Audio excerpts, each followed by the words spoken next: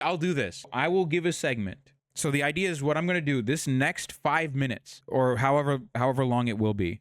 This will be a segment to explain how Sri Lanka is the Israel of South Asia. The thing with Sri Lanka is that it is a settler colonial state. What do I mean by that? The difference between something like Canada and Israel versus Sri Lanka is basically the way we treat it. And what I mean by that is when people think of when people think of Sri Lanka, they think of Sri Lankans as one group of people, one island. And I think that is the incorrect framing. You should not think of it like that. Sri Lanka is mainly divided into two areas.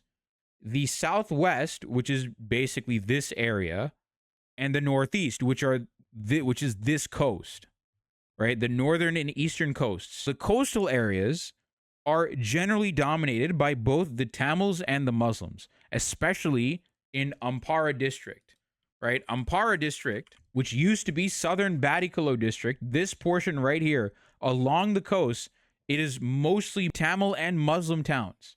The further inland you go, you have Sinhalese people. There's a reason for that.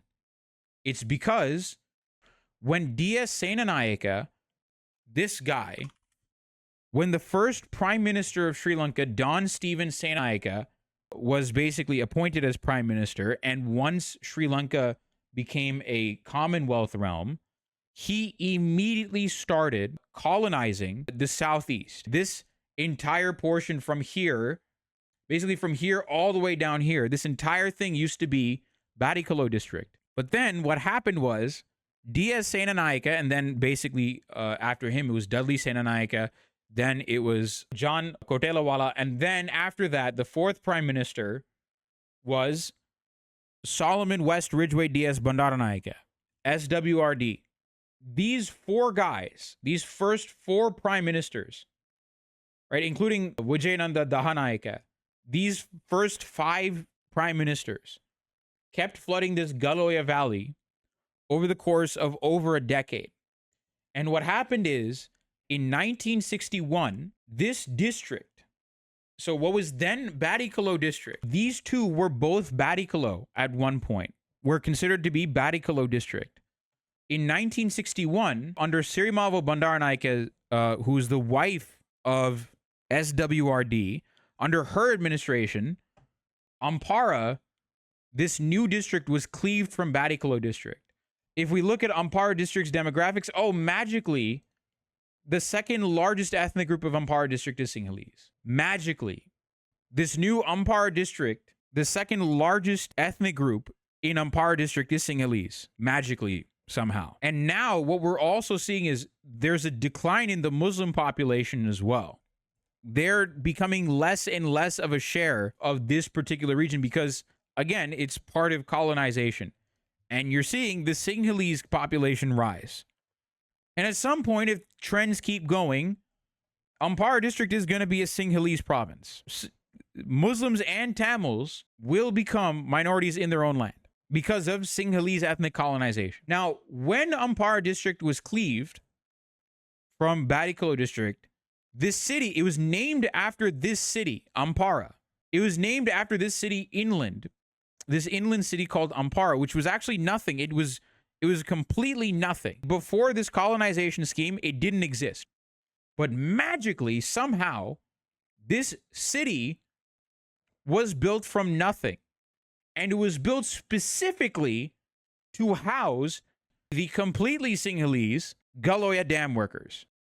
That is what this is about. And if you look at the Ampara city's statistical information, let's look at Ampara. Total number of persons.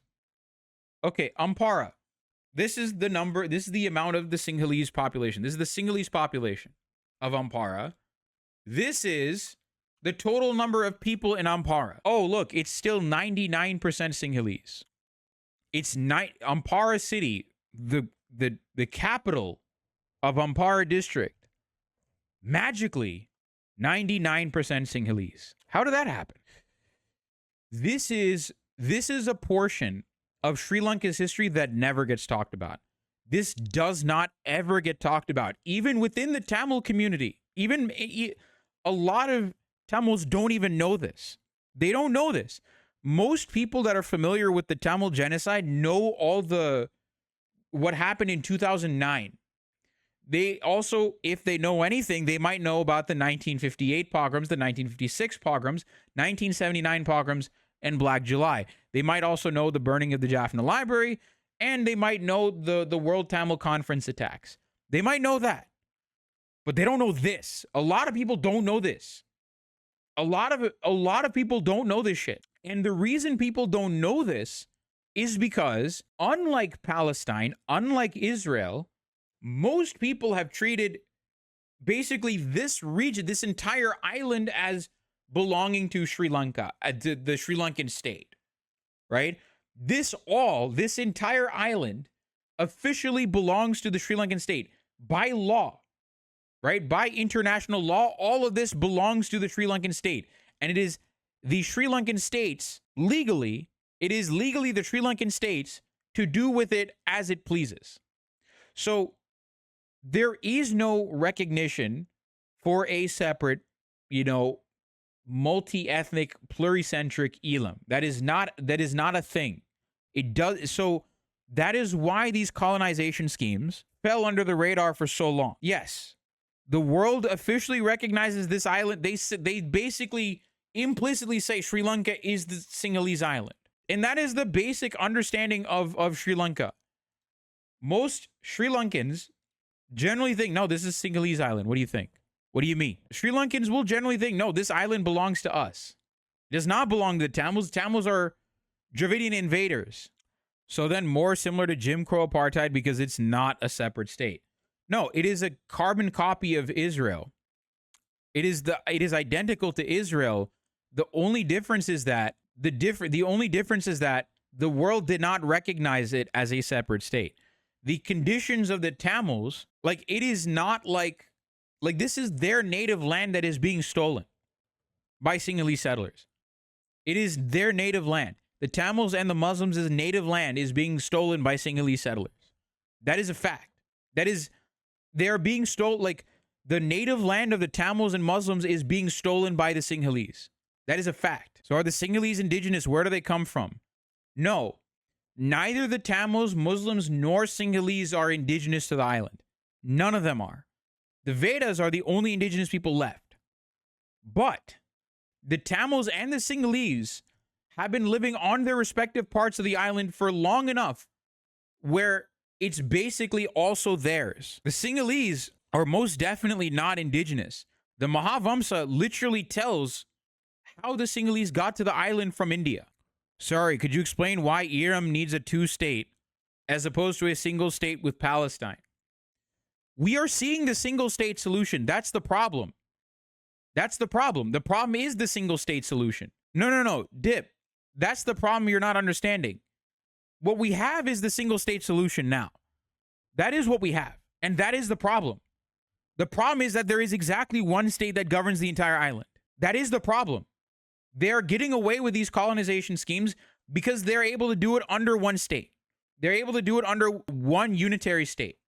That is why these atrocities against the Tamils continue to occur, because they have one unitary government with an executive presidency that the world recognizes, so they can do to the Tamils as they please. What we are seeing in Palestine, there is no two-state solution. It is impossible. It is impossible, right? The two-state solution in Palestine is what Israel uses to get away with further land grabs and settler colonialism, right? Because they're able to basically say, hey, we'll promise you a two-state. So we'll promise you land at some point, but hey, just give us land for right now, right? They're able to basically use it as cover. The Western countries are using the two-state solution as a cover for letting Israel get away with settler colonies. The problem is Sri Lanka doesn't need that. Sri Lanka doesn't need to lie because the world recognizes the Sri Lankan state as the only legitimate government of that island. The population of Israeli Jews and Palestinians is 50-50 in historic Palestine, so the demographic dividend in one state works. In Sri Lanka, the Sinhalese the Tamils are 10%. In Sri Lanka, Tamils are a tiny minority. They are 11% of the population. The Muslims are also at most, 5 to 10% of the population. They have no bargaining power. The Sinhalese have an outright majority in Sri Lanka. And unfortunately, most Sinhalese people are indoctrinated into some form of Sinhalese Buddhist nationalism.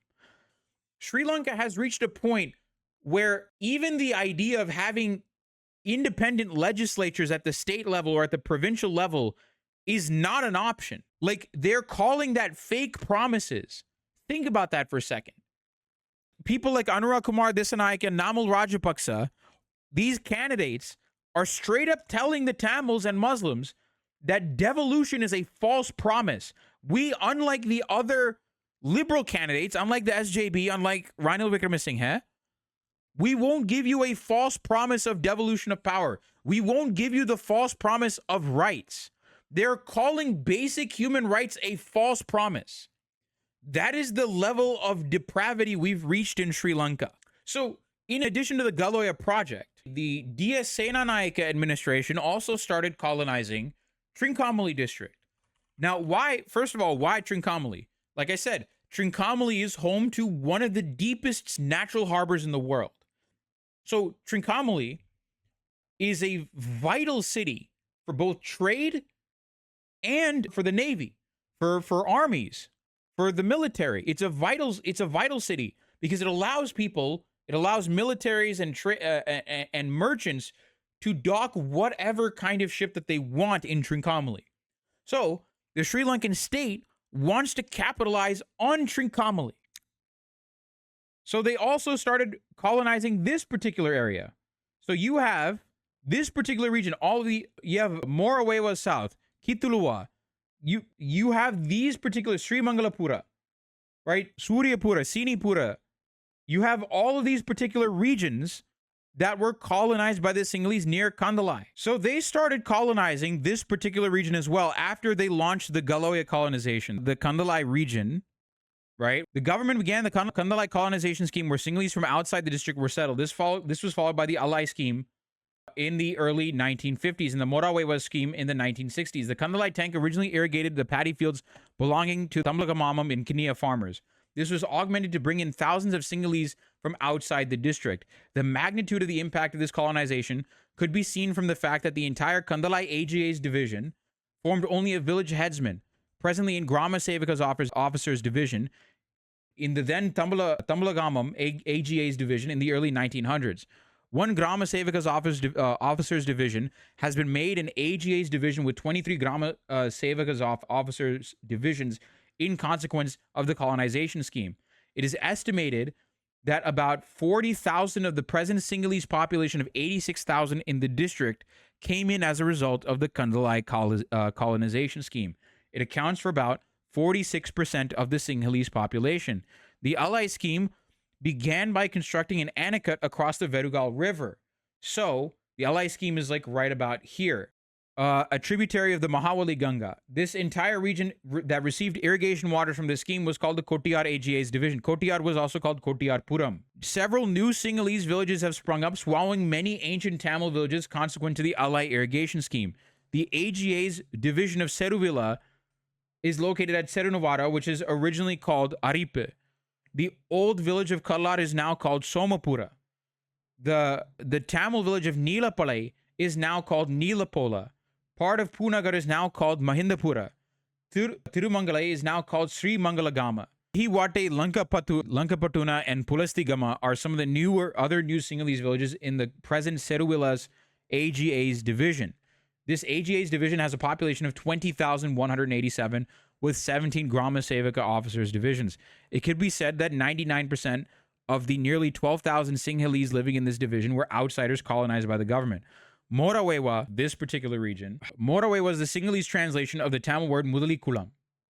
The present Morawewa tank was called Mughali Kulam by the local population for a long time. This tank became the center of a colonization scheme in the 1960s and included Tamils as beneficiaries. A new AGA's division was created in the early 1970s for Morawewa, bypassing the priority list originally sent by the government agent Trincomalee for the creation of AGA's division in the district. The proposal to create an AGA's division at Neela Valley got shelved as a result of this move. they're replacing all the Tamil towns with Sinhalese towns.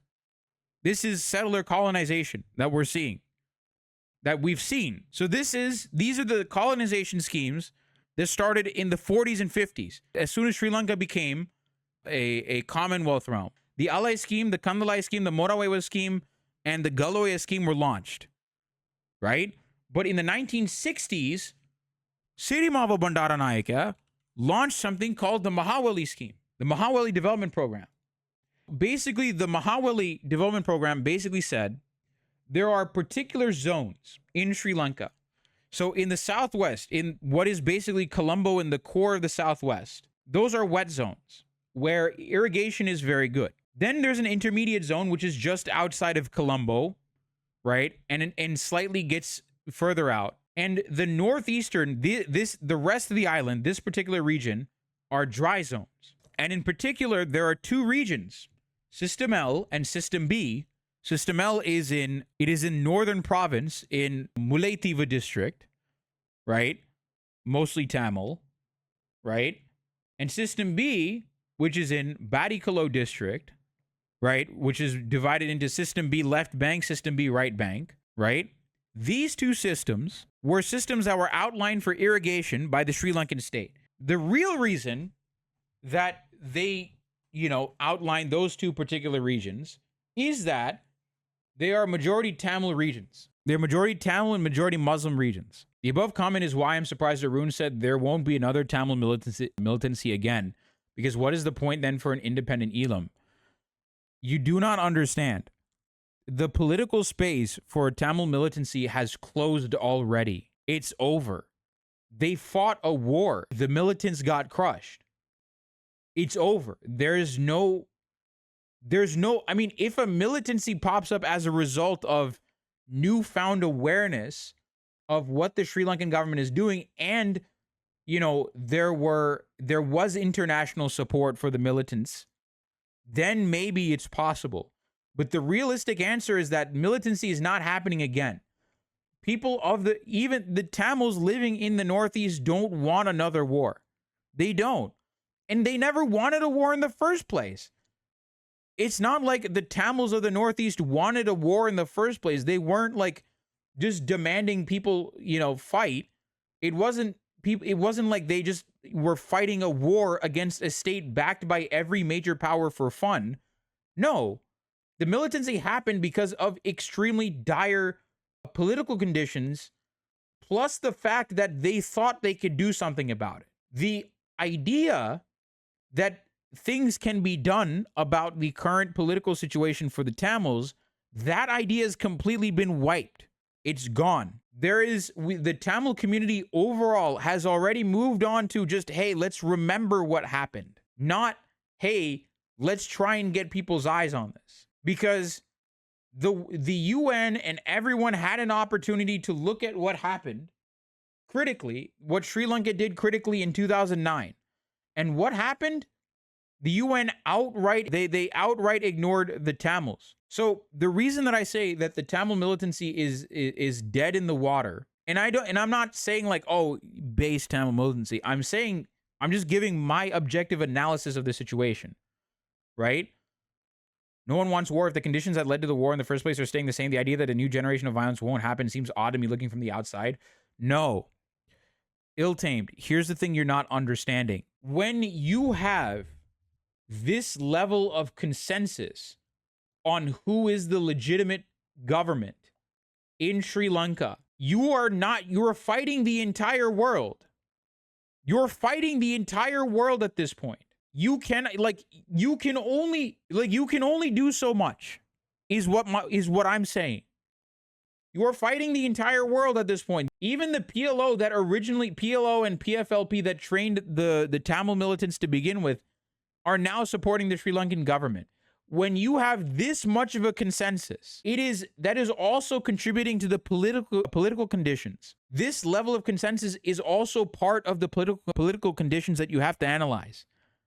This is the main reason that Tamil militancy is fucking dead in the water. It's not happening. Don't you even think about seceding again. We want our ports. We want our ports. Our boys in Sri Lanka are going to help us get those damn ports. You guys are going to threaten our access. Shut the fuck up and stay in your place. We want Trincomalee. So you uppity Tamils better stay in your place. You have this level of consensus. The entire world united to crush the Tamil militants. Assuming that, then, what's the path forward then? Nonviolent political agitations for more minority rights on the island? No, ill-tamed. You're misunderstanding the situation. There's nothing you can do on the island. You cannot do anything on the island. If you are constantly under the sight of a gun on the island. There is a reason that journalists like Bhashna Abewardena, activists like Viraj Mendes, right? There's a reason that Sinhalese activists as well as Sinhalese journalists fled Sri Lanka. There's only so much you can do, because the people that execute journalists, the people that commit war crimes, they act with absolute impunity. The only way to get actual progress is to put pressure from the outside. This is why I do what I do.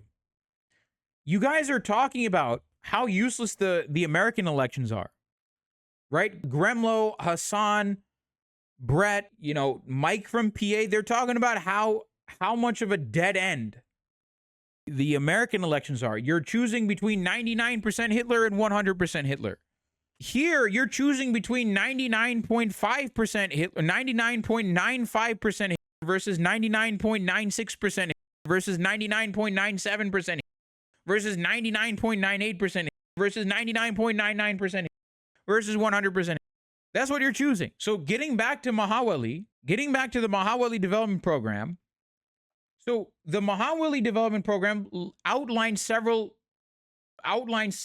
areas on the island to be colonized. System L is what we now call Weli Oya. It used to be called Manalare. The Tamil name is called Manalare. But what happened was in 1984, Sinhalese settlers were flooded into this town in Mullaitivu district. And what happened was the Sri Lankan state actually forced all the Tamils out from Manalare. And once they settled Sinhalese there, they renamed the town from Manalare to Weli Oya. So in addition to that, more Sinhalese colonies have started popping up in Weli Oya, right here in Manalare, which is the original name, and along border towns between Vaunia district. These settler towns in Vaunia district, in February 2013, a new settlement of approximately 2,500 Sinhalese families from the south were settled in the former Tamil village of Kokachankulam, now divided into new settlement districts renamed in Sinhala, such as Bogaswewa 1-2, Namalgama, Nandimitragama, Hinigama, etc., located in Vaunia North Divisional Secretariat Division. The new settlement was inaugurated by Namal Rajapaksa, Member of Parliament and President Mahinda Rajapaksa's eldest son. Namal Rajapaksa is also a presidential candidate and facilitated by the military. This 3,000-acre settlement is now unofficially referred to as Namalgama. New Buddhist statues were constructed and a Hindu temple for Lord Vinayaga was demolished without a trace. A Hindu temple was destroyed by Sri Lanka, by the Sri Lankan state. A Ganesha temple, a Pullayar temple was destroyed by the Sri Lankan state without a trace. This is in Vaunia district. This is on traditionally Tamil land. They destroyed a place of worship for the Tamils, the Sri Lankan state, as well as the Rajapaksa family. They destroyed a Hindu temple. This is in 2013. This is 6 years after the war ended. They're still colonizing. Doesn't Buddhists also worship Hindu gods? They do not. Buddhists are not the same thing as Hindus. Buddhists do not worship. Buddhists are atheists, basically. Buddhists are atheists. Buddhists do not believe in God whatsoever. Buddhism is, for a very long time, Buddhists and Hindus were at each other's throats. Now, Buddhism in India has a different character than Buddhism in Sri Lanka, because Buddhism in Sri Lanka and in Myanmar are tied to ethnicity. They're tied to the ethnic background. So in Sri Lanka's case, Buddhism is tied to the Sinhalese ethnicity, right? In Madukulam, a further 3,000 acres is being cleared by the Sri Lanka army with the intention of building a village there. The military, Namal Rajapaksa, the Buddhist clergy, and the UPFA Vavuniya coordinator, P. Sumadipala, are jointly working to establish this new Sinhala village. In addition, the following data was shared with us by local researchers following their visits to these new settlements earlier this year. A new settlement is underway along the jungle strip known as Oya Valley Kade, a former LTTE stronghold which borders Vaunia and Muleitive. This exact location of the settlement is north of Oya Valley and west of Tanimuripetang, which borders Muleitive. These sources on the ground confirm that on the 19th of March 2013, about 400 families were brought from several parts of the south, with an additional 300 having been settled to date with the assistance of the Vaunia and Muleitive military. Just wanted to add that many Sri Lankan Buddhists do worship deities, e.g. Kataragama, aka Kartikeya, is very important to Sri Lankan Buddhists. Wait, Wolf or Waylon, are you Sinhalese? Are you Sinhalese? Yeah, okay. Congratulations. You are the only Sinhalese chatter in my entire community. Welcome. This is the history that you have not been taught. Wolfer, what you are learning with regards to the kind of settler colonialism that your government has engaged in against the Tamils and Muslims, this is never taught in school. Or if it is, you are probably taught that Galoya, Kandalai, Mahavali. Let me take a. I don't know anything about the Sri Lankan schooling system, but I'll make a quick guess as to what they teach you about Mahavali. They probably teach you that Mahavali is an irrigation program. All of these projects are just irrigation projects at best if it's taught to you. They never teach you the reason why they did those projects in the first place. Ulfer, there's a meme that in this community where my streams are popular.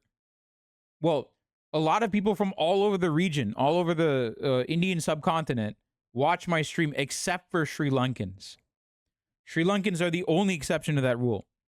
Because the thing is, my personal opinions on how I think Sri Lanka needs to proceed, which is a two-state solution, one named Elam and one named Sri Lanka, both must not be ethno-states, right?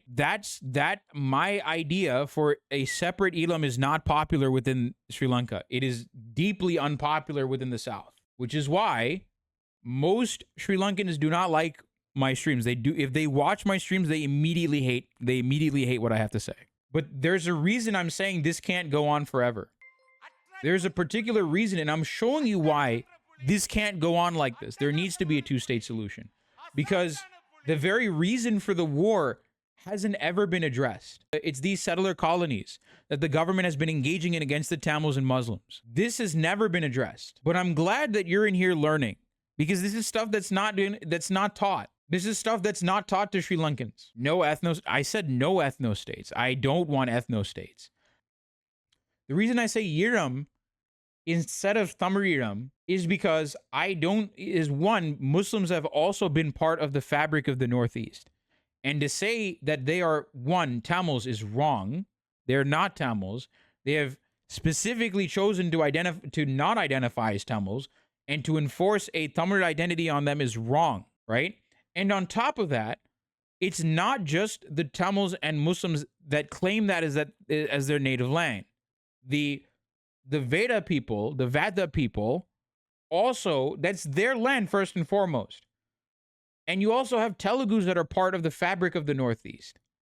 You have different ethnicities that are part of the fabric of the Northeast. So that's why I say Yiram instead of Tamarilam. It is a multi-ethnic region. And you cannot say it is the homeland of the Tamils specifically. But nonetheless, I still advocate for a two-state solution because the root cause of this has never been addressed. As an initial grant, these settlers were given tin sheets and dry rations. The Civil Defense Force, by the way, is the successor to the Home Guards. So we talked about the Home Guards, the Muslim-run Home Guards. These guys are the successor to that. The Civil Defense Force, too, was instructed to assist the settlers to set up their huts while the Sri Lanka army stood guard over the clearing of the jungle by the Maha Authority. The Maha Authority is the government, like actual cabinet. It is the bureaucracy that is responsible for the Maha project. In February 2013, no one except for Sinhala officials from relevant government authorities and the military were given access to this area. These settlers were brought in discreetly. So many of the residents of Vaunia North and even local government officials weren't fully aware of these plans until they were underway. From December 2012 onwards, the military has been involved in clearing jungle lands in Vaunia South and erecting small hut sheds for new settlers and providing basic needs such as drinking water, food, jungle access routes, transportation, and elephant fencing. Rampavetti, another settler village bordering the minor tank area of Eropotana, if I don't speak Sinhala, I apologize, in Vaunia South, have been cleared with the help of the Civil Defense Force, and new settlers have been promised 1 acre of cultivation, 1 acre of residential land, and a house as incentive to shift there. Does this sound familiar to you guys?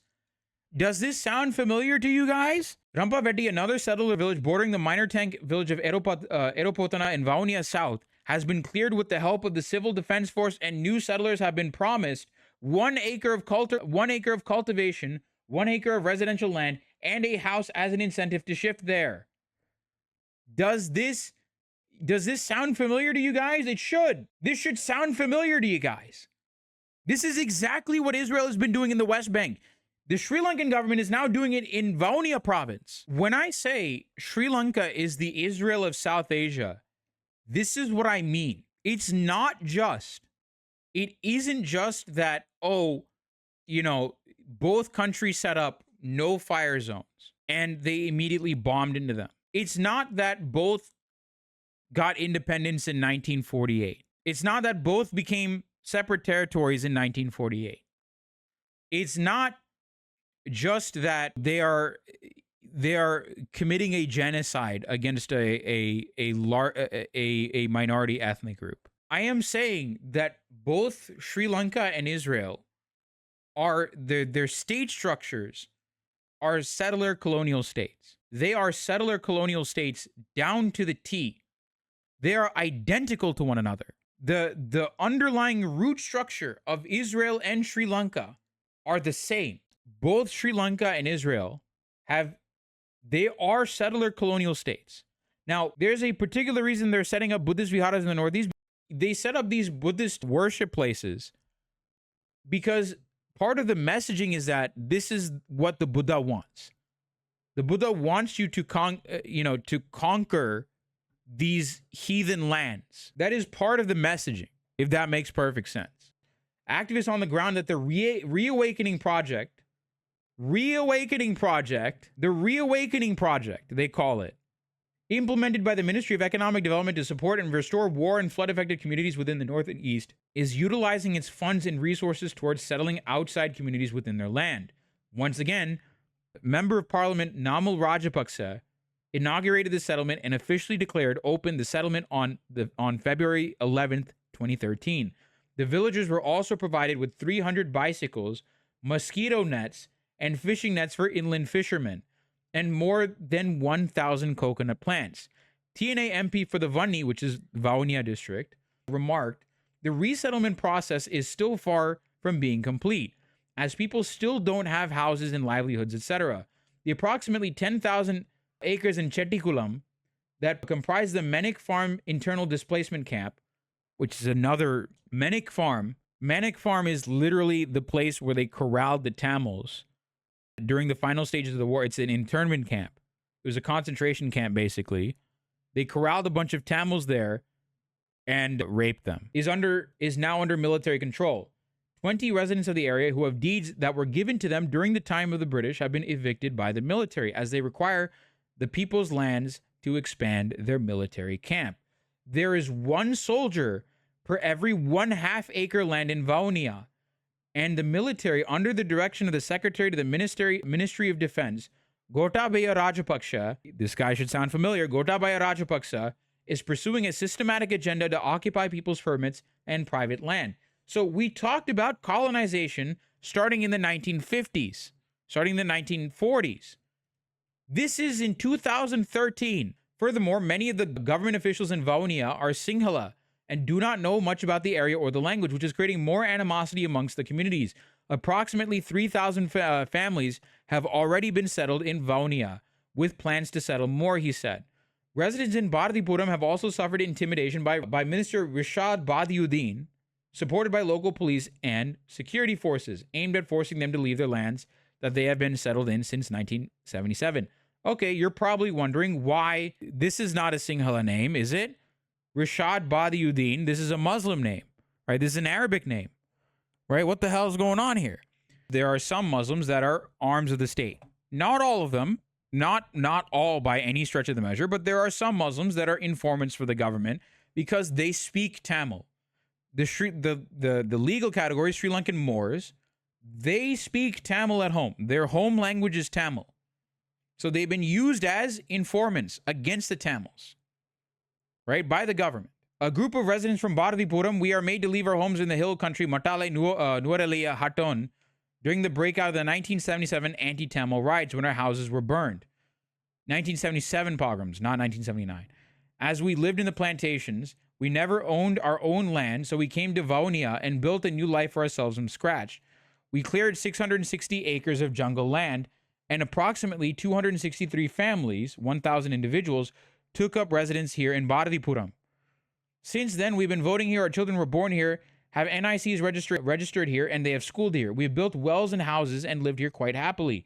In 1985, the Forest Department declared 260 acres of our land to be utilized for the reforestation of teak and conifer, which displaced about 140 families, who then had to move with relations or host families. Guys, guess what? This should also sound familiar because part of the colonization process, one agent of the colonization process is the Forest Department. Does that sound familiar to some? Does that sound familiar to you? That should sound familiar to you. Israel's Wildlife Department, I don't know specifically the name of it, but their wildlife department is also responsible for seizing of land as well. This is Israel shit. National Parks Department, thank you. This should be ringing alarm bells, guys. This is in 2013, mind you. This is not 1940, 1950, 1960. This is 2013. 10 years ago. Oh, is it safe to say that Israel may be getting a shit ton of ideas from Sri Lanka? Yes, they exchange notes. It's a mutual exchange of notes. The point of me doing all of this, the reason I'm going over all of this on stream, is so that you guys understand what I mean by Sri Lanka is the Israel of South Asia. That is the reason I went off on this long tangent. I'm not joking. It is not an exaggeration. There are many things. Like, we haven't even talked about the high security zones, the high security areas. We haven't even talked about the HSZs, which are plots of land the Sri Lankan government basically snatched from Tamils during the war and have never given back. Like, Valigamam is a great example of this. Valigamam right here at the very tippy top of the Jaffna Peninsula. I feel bad for Sri Lankans. No, don't feel bad for Sri Lankans. You should feel bad for the Tamils and Muslims. You should not feel bad for the Sinhalese. Why not? Because Sri Lankans have been committing an entire genocide of Tamils. It's not like, oh, actually, it's a great thing that you brought this up, because the Sri Lankan state narrative is that we all struggled through a civil war. The Sinhalese nationalist narrative is we struggled. The Sinhalese struggled through a civil war. The Sinhalese struggled the most through the civil war. Our country was torn apart by nationalists. Our country was torn apart by separatists. But thanks to the government, we managed to put the country back together, and now we're moving forward. That is the official state narrative. Sri Lanka is literally if Israel had won and everyone forgot about it. Bingo. When I say Sri Lankans, I mean the Tamils and Muslims, not the guys who do the deed. Well, my bad. I will say the Tamils and Muslims next time. Yeah, don't feel bad for the Sri Lankan government. Where do the Vedas stand in all of this? Are they treated the same way as Tamils and Muslims do to being the indigenous population? Vedas, or Wanyalato people, they have been removed from their ancestral homelands and put on reservations. So there were, especially in Trincomalee district, there were Veda people living there. Some Veda assimilated into being Tamils, right? Some of them were pressured by the Tamil population into assimilating. The Veda people, the rest of them, were forcibly removed from Trincomalee by the government and put on reservations. And now the Veda people are fighting against Sinhalization. They're fighting against assimilation into the Sinhala. Yeah, calling Tamils and Muslims Sri Lankans is equivalent to calling Palestinians inside Israel proper Israeli Arabs. Yeah, Tamils in the Northeast do not generally identify as Sri Lankan Tamils. So the Vedas ally with Tamils or Muslims. They don't. They can't. They're a tiny portion of the population. They cannot. The Malay Tamils and the Vedas they have no choice. They have to side with at least the leadership. They're too small of a group. They have to side with the government. Because the government, if they side with the Tamils, they're fucked. First off, the Tamils and the Muslims themselves are not on one side. Let's make that perfectly clear. Many Muslims will side with the government. In fact, there are many Muslims that celebrated the government's actions in the Northeast. So to say that Tamils and Muslims are on one side is incorrect. It is technically incorrect. They are not on one side. The Muslim perspective, basically the Muslim community is engaging in self-preservation because historically, members of the Tamil elite have been incredibly chauvinistic towards the Muslim elite. And in fact, members of the Tamil elite, such as Ponnambalam Ramanathan, have tried to deny the Muslims from getting representation in the legislature. So the division between the Tamils and Muslims have existed for at least 100 years, right? And this is because of chauvinists within the Tamil elite, right?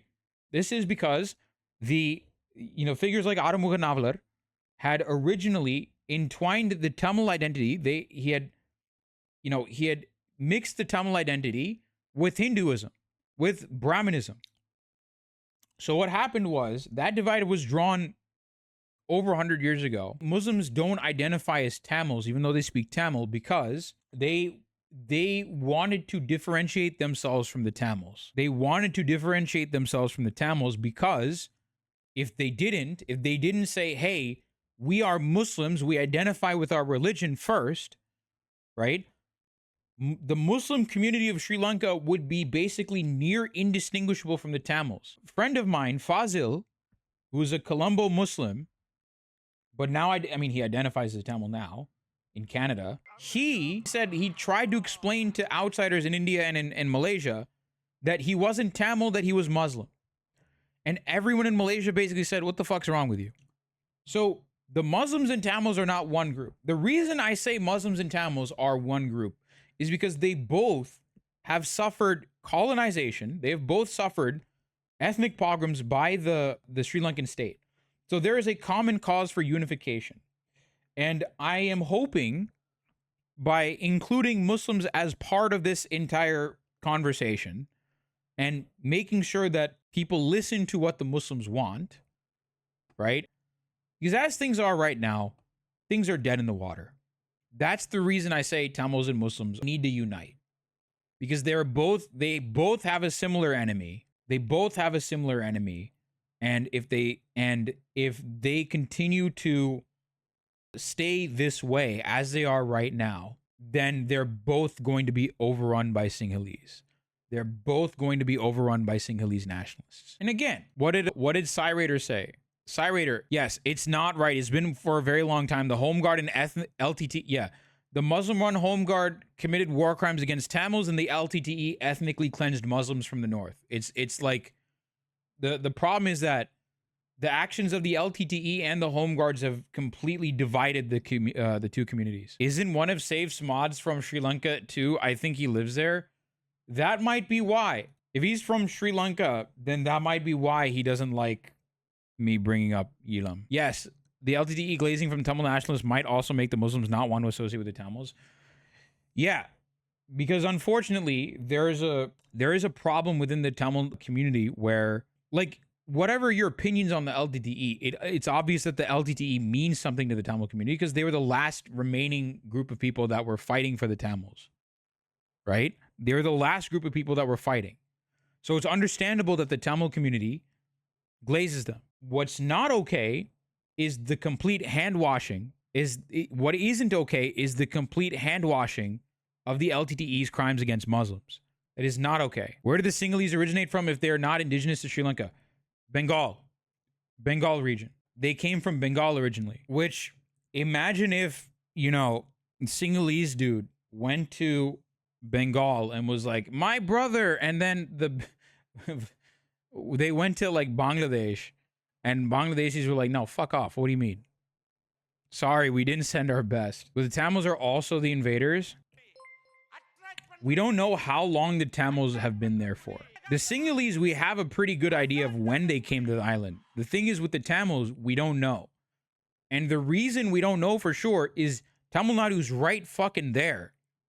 Tamil Nadu's right there. We don't actually know all that much. India is also very different because the self-respect movement in India, anyone who speaks Tamil is Tamil in India. And Elam is only the Hindu and Christian Tamil speaking in-group are considered Tamils. Yes, because Tamil identity in India was originally, especially in the early 1900s, Tamil identity in India was basically galvanized under Periyar, which is an anti-Brahminical movement, anti-Brahminist movement. That is how the Tamil identity in India formed, which is why you'll often hear some Tamils claim, you'll hear some Tamils claim that Tamil Brahmins are not actual Tamils, because the Tamil identity was formed under Dravidian nationalism.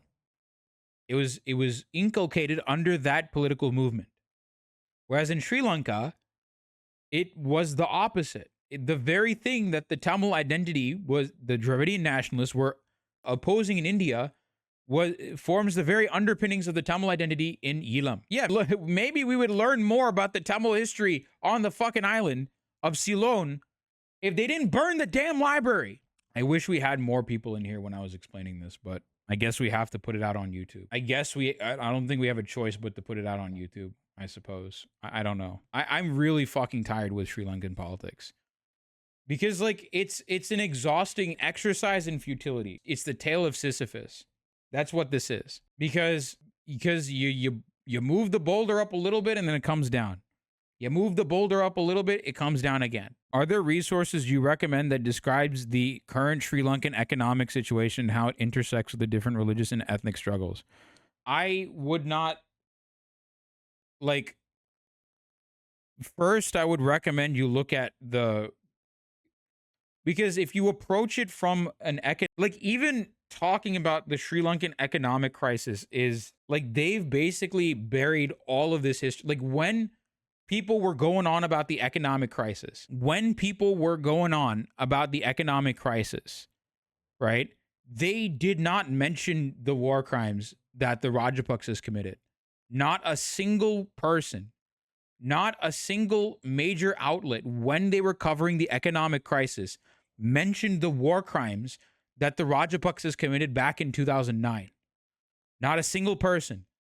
I would 2 years ago, I want to give you a little bit of lore about the ArunAnnow stream, okay? 2 years ago, in 2022, when the economic crisis reached its peak, when Gotabaya Rajapaksa, I understand if that might not be the best approach, totally new to the history of the area, just trying to toe enter with a framework I kind of understand. No, the reason I'm saying that's not a good idea is because there's very little. If I find something, I'll give it to you. But there isn't. Most of the people that cover the economic crisis do not talk about this. They don't talk about the settler colonialism of Sri Lanka. They do not talk about it. Will you ever do any debates? Is anyone defending this shit even? No one knows about this. No. You don't understand. No one knows about it. There's nothing to defend here, right? The only people that are coming after me are Sinhalese nationalists and Sri Lankans that are saying, don't you interfere in our business. Don't you interfere in our business. Don't you interfere in our business. Stay the fuck out of our business. Stay the fuck out of our business. And my usual response to stay the fuck out of our business is, if you wanted people to stay the fuck out of your business, then maybe you shouldn't have begged everyone to give you weapons. Sri Lankans, if you want people to stay out of your business and not investigate war crimes and not say free Elam, then maybe you shouldn't have begged the entire world for weapons. Maybe you shouldn't have done that. If you're Sri Lankan, that's seeing, gotcha. If I understand what you're saying, no one who is talking about the economic crisis is even mentioning the historical crimes that occurred. Yes. And that's like the historical crimes of the state against Tamils is like the most important subject in Sri Lanka, right? That's the most important thing. Like that is the main contradiction of Sri Lanka. No one's mentioning that. That's the main contradiction of Sri Lanka. The settler colonialism. That is the main important thing about Sri Lanka. That's the reason I'm saying don't approach it from an economic perspective. You have to understand this first. The settler colonialism bit that we talked about, right? The fact that Sri Lanka the Sri Lankan state is engaged in settler colonialism since 1948 against the Tamils. I can see why you say Sri Lanka is like if Israel did the thing and no one remembered. Yes. Like what I'm doing right now is fighting for attention. I'm fighting for basic attention on this that no one seems to want to give. I am fighting for basic attention on this. That's it. That I am basically saying, hey, guys, please, please, please, please, please, please, give us attention, please, please, a crumb of attention, please, please, please, please, sir, please. That's what I'm saying. I'm literally begging everyone, please. I don't care. I don't care about my own like fame or whatever the fuck. I don't care about any of that shit. I want people to pay attention to this. That's the reason I stream. Ultimately, when it comes down to it, this is the reason why. If you had to boil, like obviously I cover Indian politics, I cover Pakistani politics, and I cover all sorts of politics from the subcontinent. But if there's one flame that kept me going, it's this. Any estimates on how many Tamils have been killed? 150,000 to 180,000. 150,000 to 200,000. That is probably the most accurate estimate, I would say. 150,000 to 200,000. Holy shit, man. That's insane. How is no one talking about it? It's sad. You're looking at why no one is talking about it. Look at the browser. That's why no one's talking about it. Look at the browser. Those are all the countries that helped Sri Lanka get away with this. Those are all the countries that gave Sri Lanka weapons.